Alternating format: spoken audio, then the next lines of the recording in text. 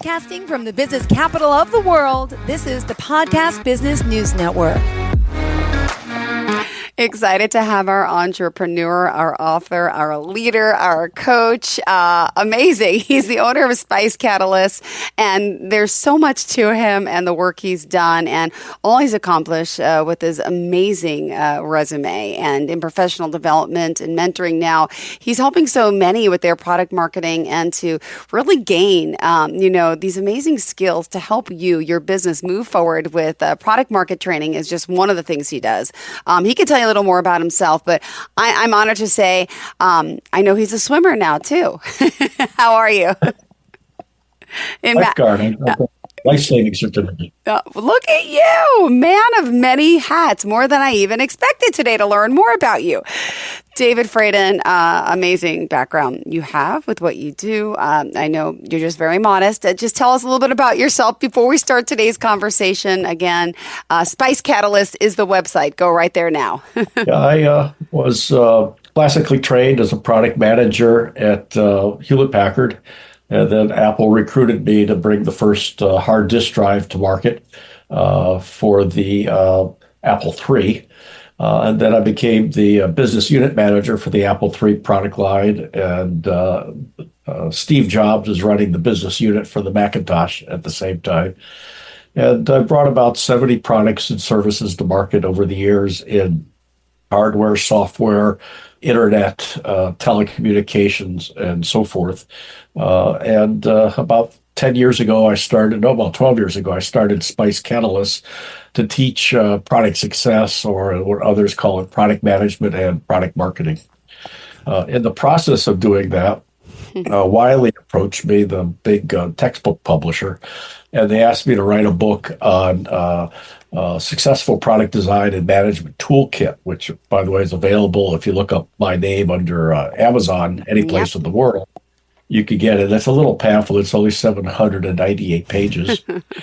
And what we've discussed in this podcast series so far is the keys to product success in terms of SPICE, which is the name Spice Catalyst. It's a mnemonic. S stands for product market strategy. We discussed that in the second episode of this series. The P stands for process, and the I stands for information. We discussed that in the third episode. And in the fourth episode, we discussed your understanding your customer and the perfect storm. And E, which is the C, understanding the customer. And the E is the 130 competencies or skill sets that a organization and or individual has to have in order to have a successful product. About 35% of all new products each year fail, which wastes about $1 trillion in human resources on these failures. So in the process of writing the book for Wiley, which, by the way, is used in a couple of executive management training programs at a couple of universities in India, section 1.6 goes into the competencies. And that's what I wanted to talk about today.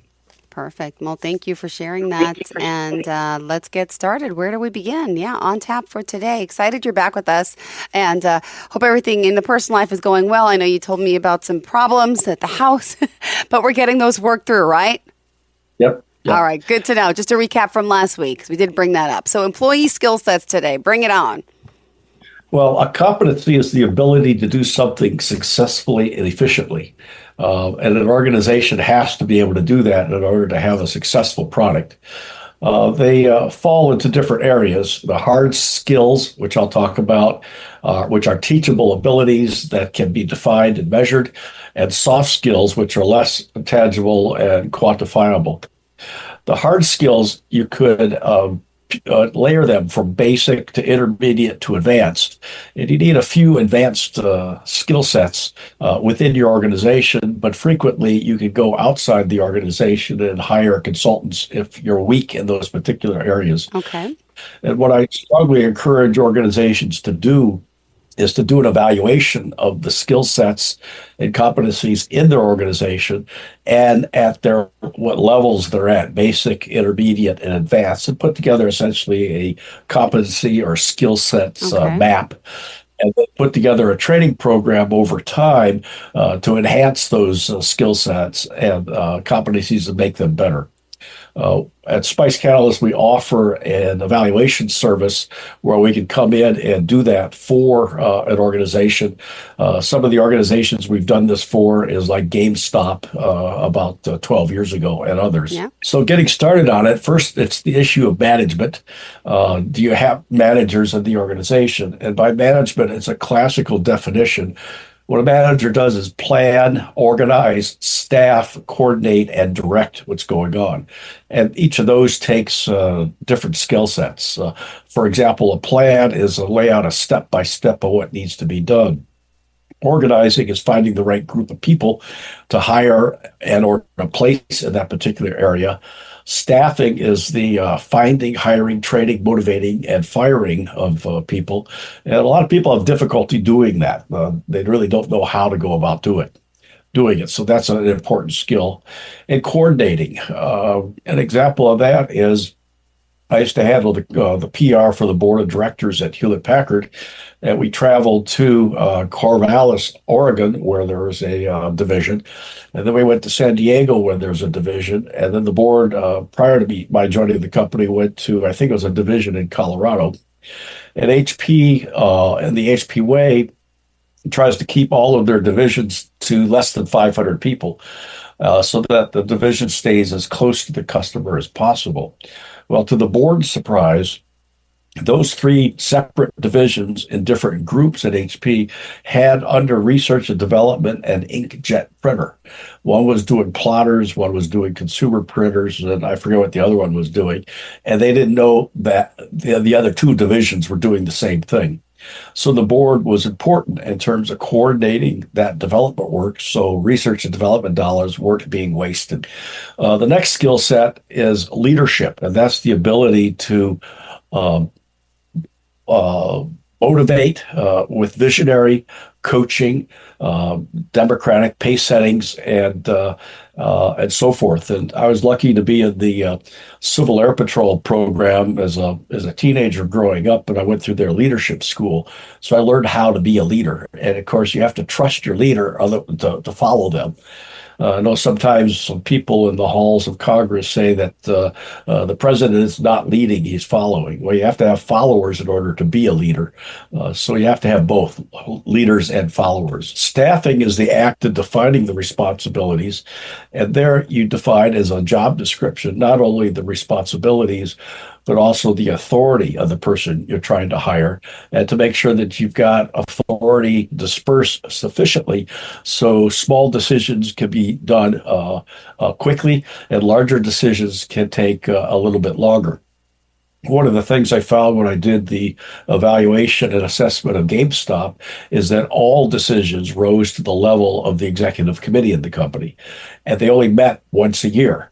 So if you had a little decision that had something to do with maybe a store or a store placement or how much they're going to move into online internet delivery of games versus having someone come in the store and get a package, the only time those decisions were made once a year. So one of the things I recommended is define what a big decision is, define what a small decision is, and either meet more frequently on the smaller divisions or do like HP does, push the decision-making down into the lower levels of the organization as close to the customer as possible. Finance is another skill set, and usually there is a finance department in each company. They not only handle the money for the organization, but they also make payments to vendors and employees. Sometimes they invest, and that's a very important group that's relatable to the product success. HP always paid their vendors within 30 days because they felt that if the business got really good, a vendor will tend to go to those customers that will pay them quicker. Other companies I've worked with tries to finance their business in part by not paying their vendors or stretching out their vendors' payments to like 90 days, causing someone that has, for example, a labor-intensive business to have to carry the expense of that labor for 90 days before they get paid. Marketing is another key skill set. We'll talk about that in more detail in a few moments. One of the key things that I like to talk about is in the sales area. If the sale of your product is what's called a consultative selling, then it's broken into four parts. Okay. First, it's a lead. That's just a name of someone that maybe, perhaps someday, hopefully, someday may purchase your product or service.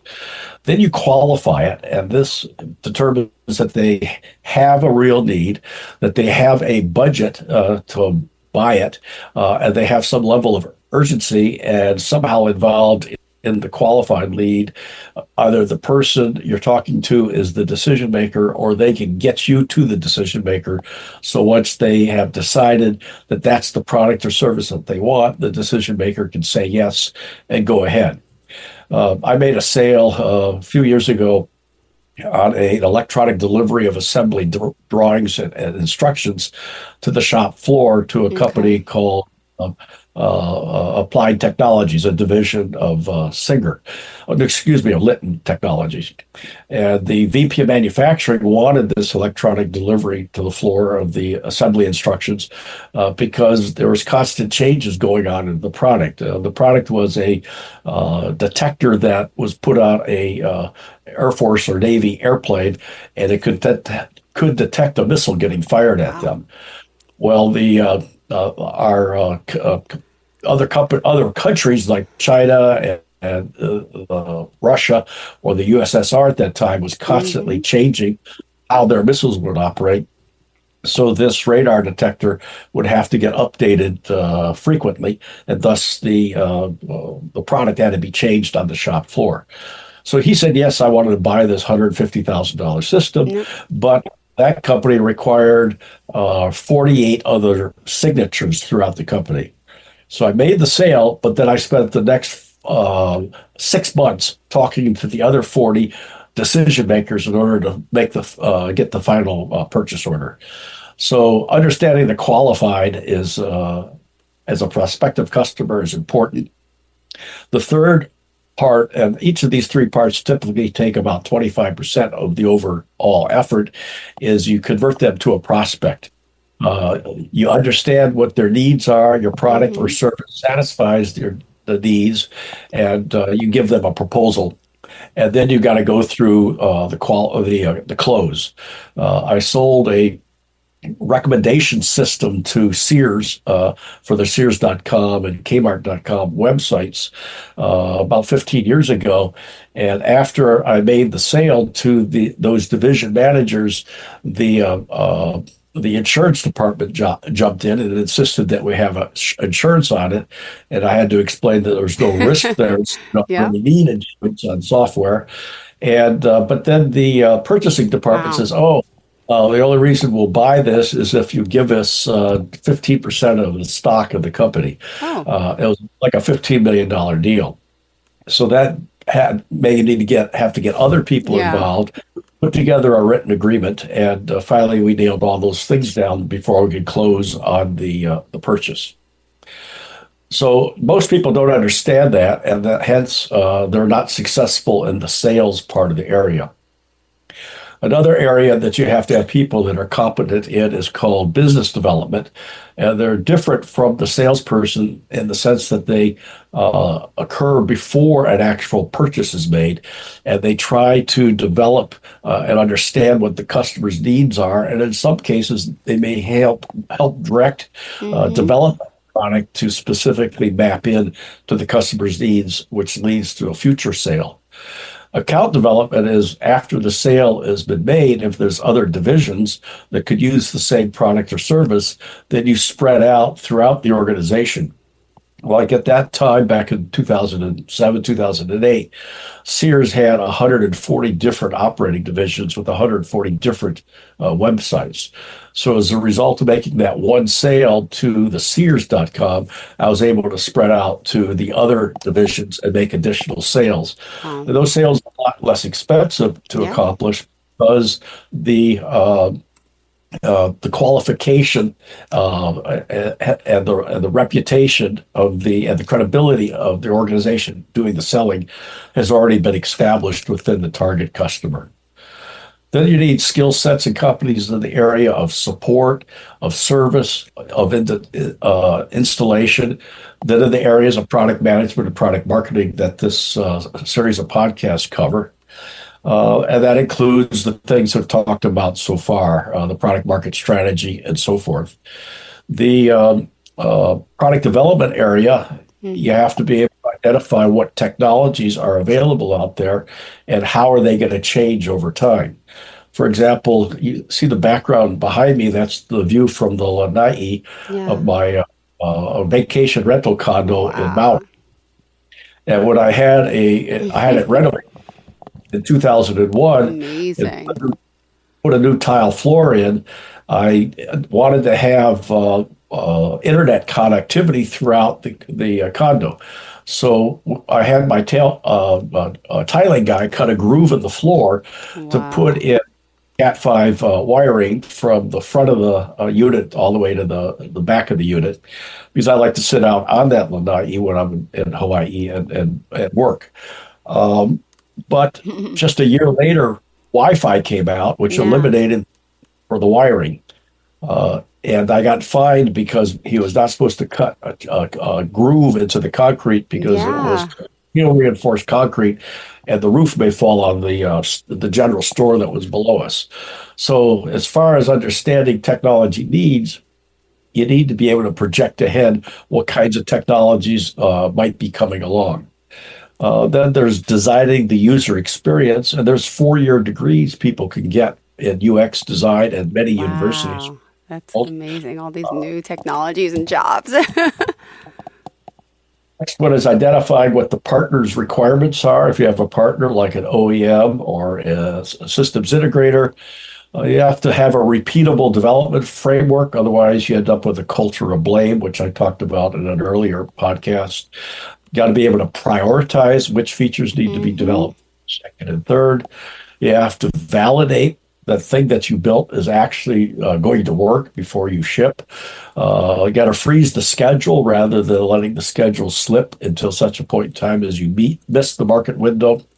And you have to plan to deal with risks. For example, the pandemic was something that very few people anticipated, and it nearly decimated our entire restaurant industry, for example. Yeah. Took a while to adopt. So having an emergency plan like that is very helpful. Then there's the issue of marketing and launching the product, understanding the customer's journey and what information needs to be delivered and what steps of the customer journey. Yeah. We talked a little bit about the customer journey in an early broadcast. Understanding differences in markets. For example, I was approached by a company out of India that had a texting-based product. And at time in India, if you sent the text, it was free. In the United States at that time, it would cost 50 cents. So the product never was going to work in the U.S. market coming from the Indian market. And it's very much true in the other direction.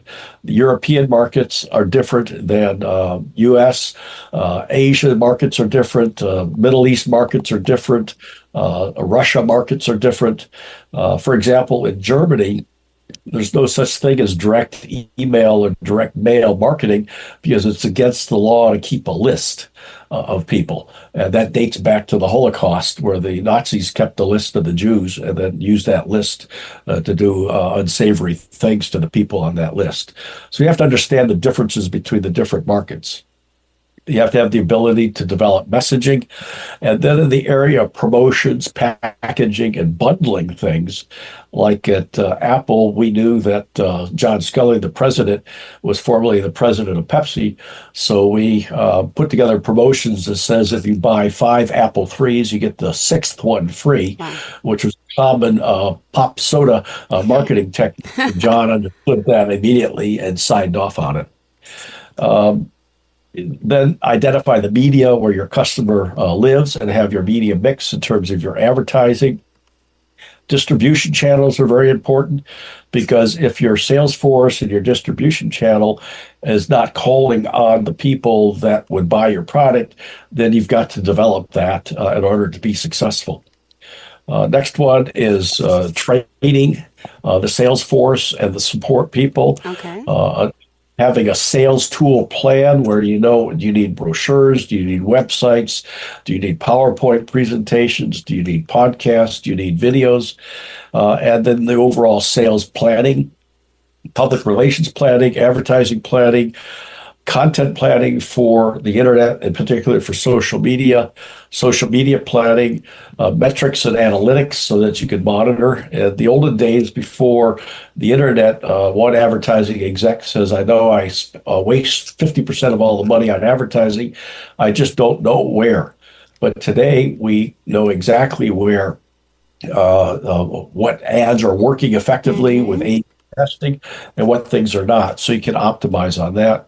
And then you need the skill set for scheduling and for budgeting. Some people can't put together a budget, so that has to be taught. And then in operations, warranty, order fulfillment, supply channels. And lastly is the soft skills, things like teamwork. Frequently in organizations, people just can't seem to get along with each other, and they try to sabotage others so in order for them climb up the leadership ladder and make more money. Then there's the whole project management skill set so that you can get things done on time and on schedule.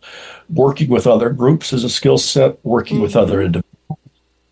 Communication, the ability to create and present persuasive documents and presentations.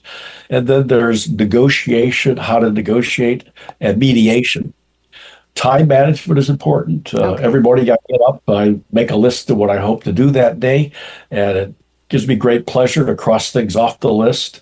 Interpersonal and organizational dynamics, I excelled at that, had a course in that at University of Michigan Business School. And with that in mind, I was able to become an environmental mediator and help mediate disputes in Minnesota because I understood interpersonal and organizational dynamics.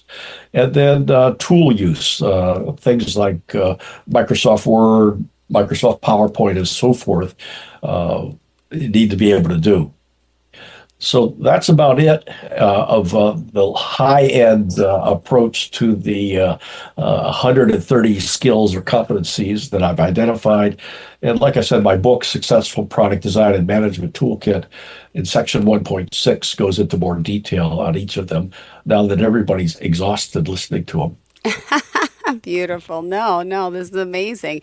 You're on a roll. We still have a few more minutes that you want to add. Let's preview what's to come. And if anything else you want to add, obviously. Well, I hope folks can send me an email at dave@spicecatalyst1word.com with questions they have from these first 7 podcasts so that we have content to do for the 8th one next week. If not, I'll think of something that we'll talk about. I'm sure you will. I think we might talk about how Mark Zuckerberg views Apple and how he has confused culture with product development, with fail fast and those kinds of things, and how he thinks he's going to compete with Apple in 5 years, and how he doesn't have a chance at it because he doesn't understand some of the key principles that we've been talking about the last 7 weeks. Beautiful. Thank you so much. Great preview to come. And again, if you want to reach out, all you got to do is Google his name. But go to spicecatalyst.com. David Fradin, that's Fradin. You can get his books, obviously, on Amazon. Go to the website. And thank you for being here. If you're interested in working with him, please reach out. And again, looking forward to next week's conversation. Hold on. Thanksgiving. So are we on the day before, day after, or are we on the following week? Oh, it'd be the following week. Yeah. Perfect. All right. Sounds good. But then enjoy your holiday, and I hope you have a great Thanksgiving, okay? You too. Thank you so much, David. Have a great day. Bye-bye.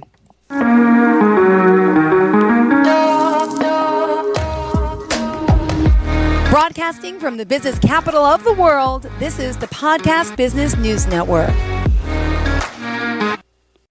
Hey, Dad, how do airplanes fly? What's in this box? Can I touch this? Where does sand come from? Is this tree good for climbing? What happens if I mix these two things together? How are babies made? What does this thing do? Kids are curious about everything, including guns. Talking to them about gun safety in your home is a good first step, but you can do more. Always keep your guns locked, unloaded, and stored separately from ammunition. Storing your guns securely is the best way to prevent family fire, including unintentional shootings. For more information on safe gun storage and ways to keep your family safe, visit endfamilyfire.org. That's endfamilyfire.org. What do we keep in the attic? What's this thing called? Can I ride my bike backwards? Like I said, kids are curious. It's up to us to keep them safe. Brought to you by End Family Fire, Brady, and the Ad Council.